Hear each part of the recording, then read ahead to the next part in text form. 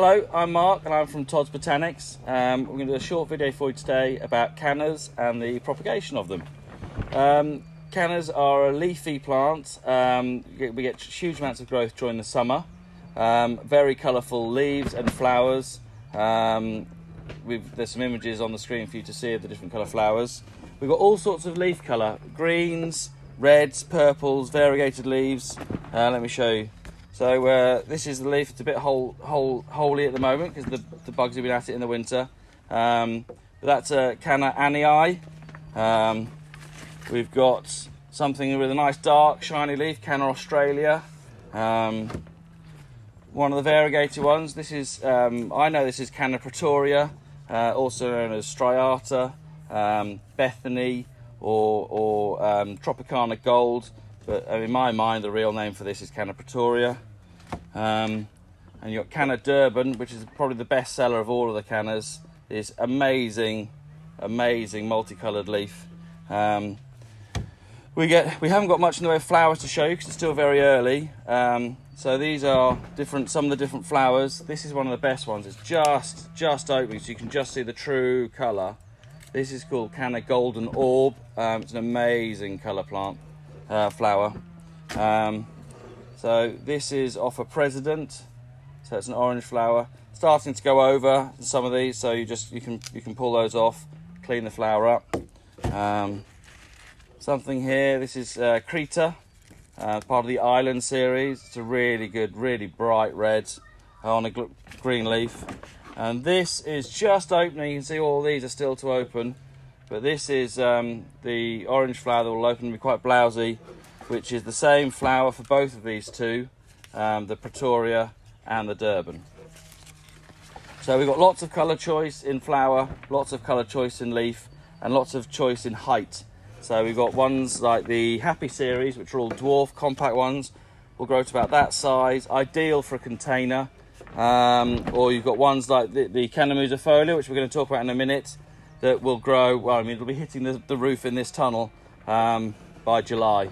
So we've got huge variation, so there's something for everyone. Normally at home, they die down in the winter to the ground, and you just get a rhizome that's you need to protect. They're not completely frost hardy. Best advice is treat them like a dahlia tuber. So lift, dry store. If they're in a pot, put the pot somewhere sheltered, against the side of a house, in a shed. We actually find that we can get away with leaving them in the ground and mulching the ground to give a bit more insulation and warmth, and that's enough, as long as you've got good drainage. So this raised bed has got Canna Musifolia in it. This is one of the most exciting cannas. It's not really known for its flower. It does have a flower, but it's quite insignificant. And lots of people won't get it to flower because you don't get flowers until it's sort of 10-12 feet tall, which in this tunnel and in the garden, absolutely we can do. It's fantastic, huge green leaves and massive growth. It's a really exciting plant to watch. In these beds, we plant up about, depending on the variety, 25 to 50 plants in a bed. And then when we're ready to lift, we'll replant the same amount, but we'll put new topsoil in here. So this is a clump I just dug up. That's what we want to see, nice fleshy rhizome. So this is giving us great big pieces that we can replant. So something like this, with only one shoot, we'll actually put that one back in the ground because that will carry on producing me lots more shoots. Something like this is absolutely perfect. We'll put that straight into a 3-litre pot, and in 5 or 6 weeks, it'll be ready for sale. Lovely shoot there. This shoot will keep going, so they're really nice. So we start digging them up and we grade them into what size pot they're going into. So these are 3-litre. If this one was going into a pot, we'd put this into a 5-litre because that will produce us half a dozen shoots. There we go. So what I'll show you now is how we actually divide a clump. So we've dug this up from the ground, and now we're ready to make some plants from it. So it's a bit brutal to start with. Start breaking it apart. I like to tear it apart as much as possible because that way we retain more of these roots. So if I'd kept on cutting, I'd have severed all these roots. So let's put this piece to one side for a second. And what we've got here We've got two very definite shoots, but there's probably a bit more to find in here as well. That's got a second shoot coming, that's got a second shoot coming. There's a piece off here. So we're going to go between these two here as a starter. Right, so again, just cut the top part. So we just start cutting the rhizome. And then, I was a bit lucky there. Broken the top, that's all right. That will keep growing. We've got a nice, healthy plant in there for potting. Look. So down here, we've got lots of rhizome. So that'll actually be two bigger plants. So what I think I'll do in this, I'm going to try and take this off. In fact, that's going to be one that we replant, because if I take this shoot off here, which would make a lovely plant, I'm going to end up ruining all the rest of this rhizome. That's a great big hunk of rhizome. So that's going to be one of the ones that go back in the bed for next time. So if we get a look in here, we can see we've got lots of little shoots just coming. So we've got to carefully get the knife in the right place. So it's...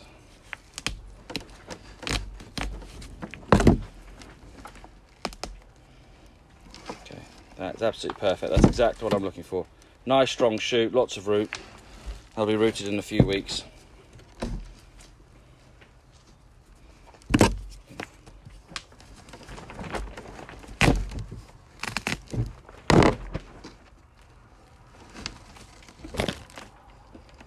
Here.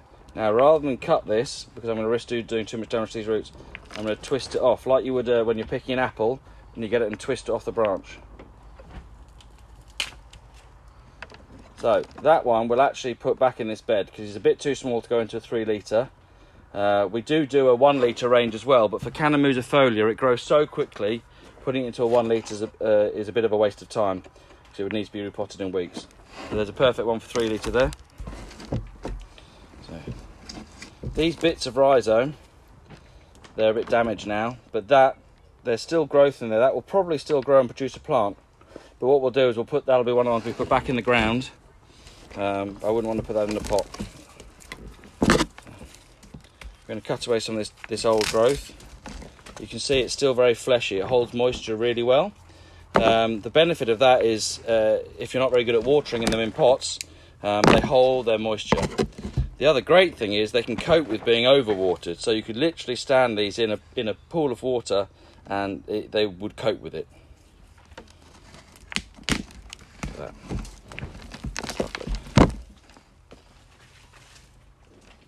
So that's perfect, 3 litre size. Cut this dead growth down.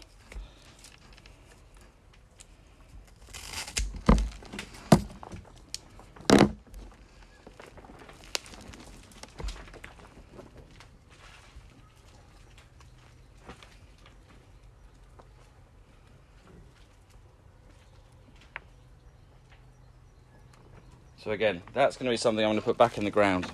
Unfortunately, I've got more that I want to put back in the ground than I want to pot up, but it's always the way.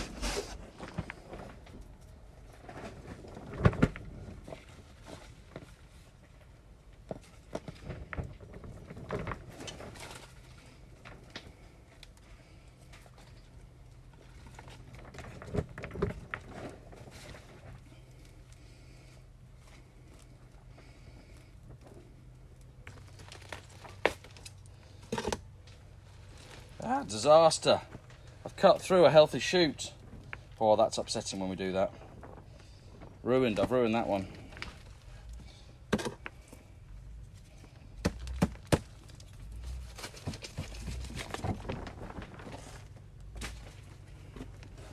But we have got that one underneath it, so that's something.